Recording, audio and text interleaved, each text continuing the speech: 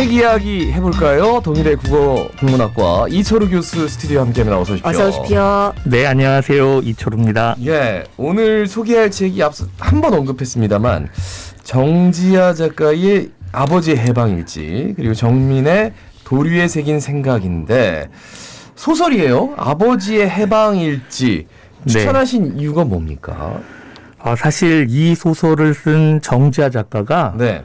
그 1990년에 그 장편 소설인 빨치산의 딸이라는 소설을 가지고 등단하고 주목을 받게 되는데 이 아버지의 해방일지라는 이 장편을 쓰기까지 32년을 건너뜁니다. 네. 그래서 어떻게 보면 작년에 발표한 이 장편 소설이 그 빨치산의 딸을 그 계승한 것뿐만이 아니라 좀 더 세련되고 새로운 소설적 기법을 많이 보여준, 그래서 문단에 끼친 이 반향도 굉장히 컸다라고 생각합니다. 그래서 작가로 생계도 유지를 해야 되는데 그죠?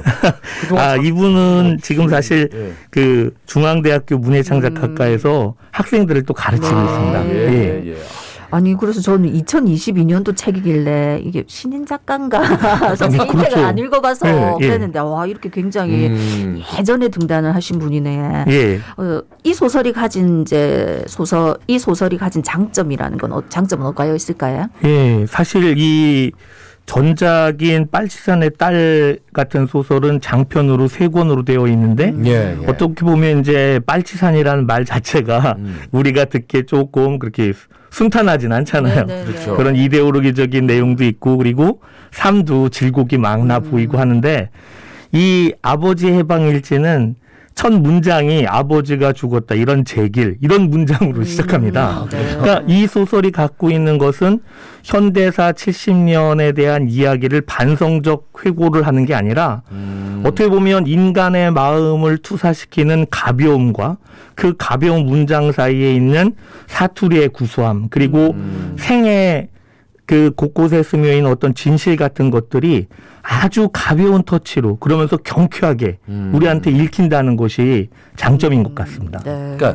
어떤 메시지를 담는 거는 작가가 참 잘하는데 그냥 그 시대에 살았던 사람들의 이야기를 그냥 뭔가 스토리를 만든다는 건 굉장히 힘든 일인데 그래서 좀 오래 걸렸나라는 생각이 들기도 하고 사실 그 역사의 상은 가족의 사랑 이런 네. 것들을 잘 엮어갖고 어떻게 보면 선 굵은 그런 서사 이런 것들을 드러내는 것이 작가들이 주로 그 해내고자 하는 목표일 텐데 네네. 그런 면에서 이 소설은 그런 서사를 유지하면서도 불구하고 주제적인 접근이 굉장히 일상에 맞닿아 있다는 면에서 우리한테 아주 잘 읽히는 소설이라고 생각하면 되겠습니다. 예.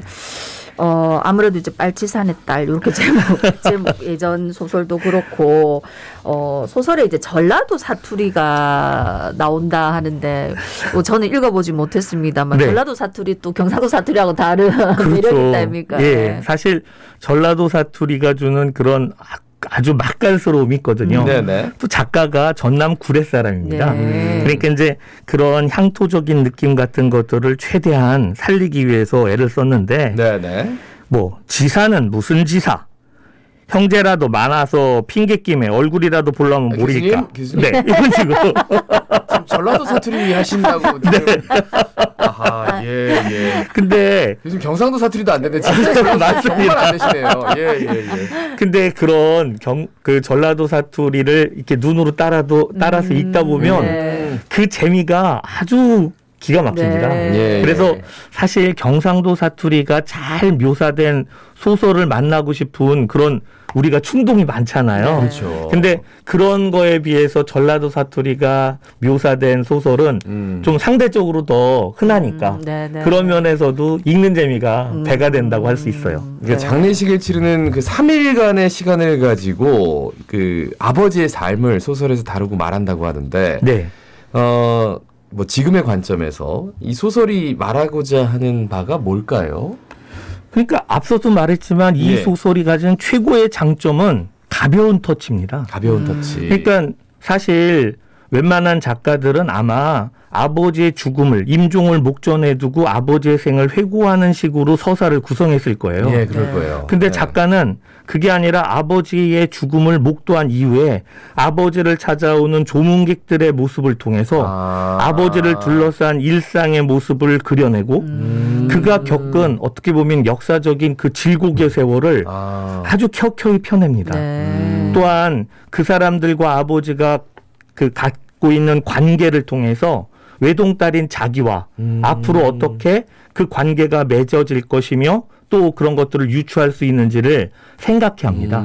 그러니까 그냥 단순하게 삶의 끝이 아니라 그 삶을 통해서 아버지를 증명하고 그리고 그 증명된 아버지의 죽음이라는 것이 단순하게 죽음을 넘어서서 하나의 인간이 이렇게 세상을 살아가고 한편으로는 남기는 족적이 있구나 하는 것들을 깨닫게 해준다는 거죠.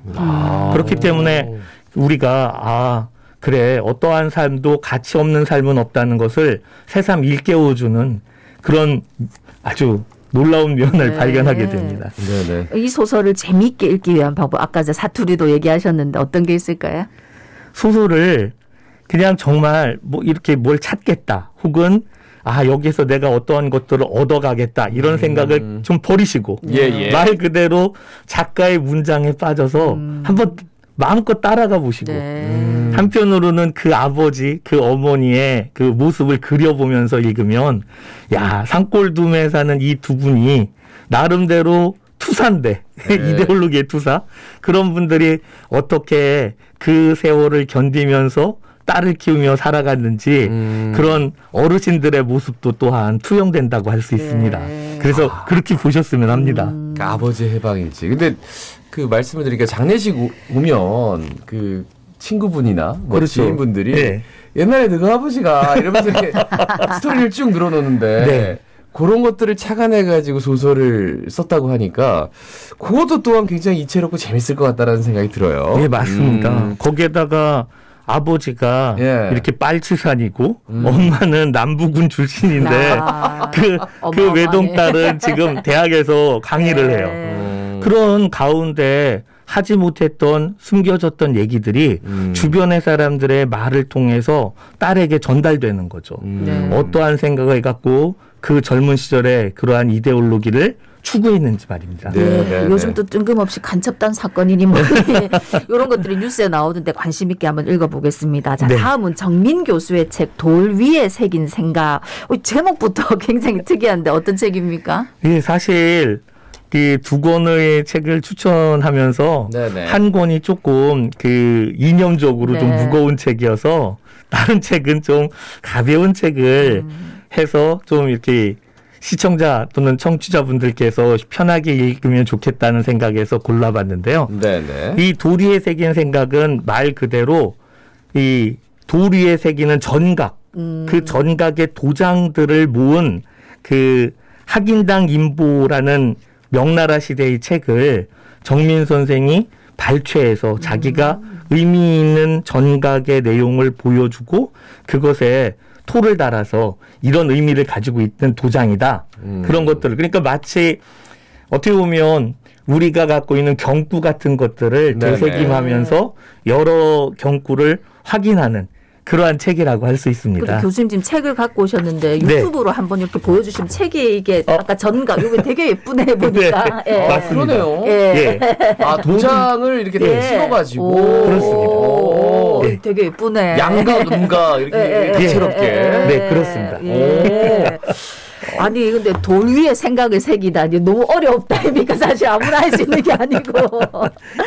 아니, 사실 뭐 그 돌 위에 새기는 사람은 전각사가 따로 있고 네네. 그건 예술적인 왜 우리가 그 예술가로서 취급을 하는 건데 그게 아니라 이제 그렇게 새겨진 돌에 있는 글자가 도대체 무슨 의미일까? 네. 그리고 돌 위에 새긴다는 거는 어떻게 보면 조각을 하고 한 획 한 획을 굉장히 다듬는 거잖아요. 네네. 그러니까 이 저자 역시 돌에 새기는 것은 마음에 새기는 거다.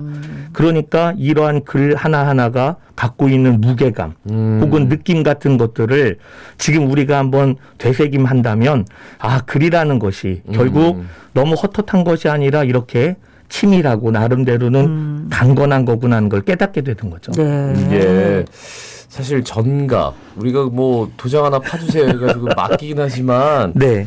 요게 뭐 설명을 내가 뭐 정각이 왜 어떻게 만들어지지 뭐 요런 것들에 대해서는 전혀 뭐 생각을 안 했는데 네. 좀 더 설명해 주면 좋을 것 같아요.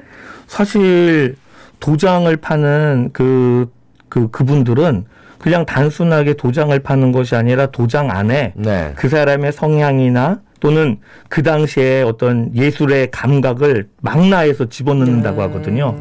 왜 추사가 갖고 있는 인각 같은 것들이 여러 종류가 있는데 네. 그런 것 하나하나도 골라서 쓰고 의도적으로 표현한다는 것을 나중에 우리가 알게 되는데 네. 이 전각에 있는 글씨가 그냥 평범하지만 모든 것들이 다 평범하지 않구나 하는 것들을 깨닫게 된다는 면에서 그렇습니다. 또한 이 전각은 서예, 조각, 회화, 구성 이 모든 것들을 합쳐놓은 종합예술이라고 네, 말을 네, 합니다. 네. 그러니까 그러한 조형감 같은 것들도 책을 읽으시면서 느끼실 수 있고 그 안에 담긴 의미나 글자도 한번 되새김하면 이게 어떻게 보면 일거양득의 독서가 될 수 있어서 그래서 한번 보셨으면 좋겠다 하고 추천하게 됐습니다. 예, 이 정민 교수의 돌 위에 새긴 생각, 이 책의 장점은 뭐가 있을까요?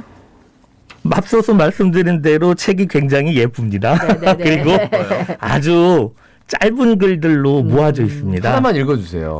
예를 들면 물원소대이 유분유풍파라고 해서 작고 금이 다르다고 말하지 마라.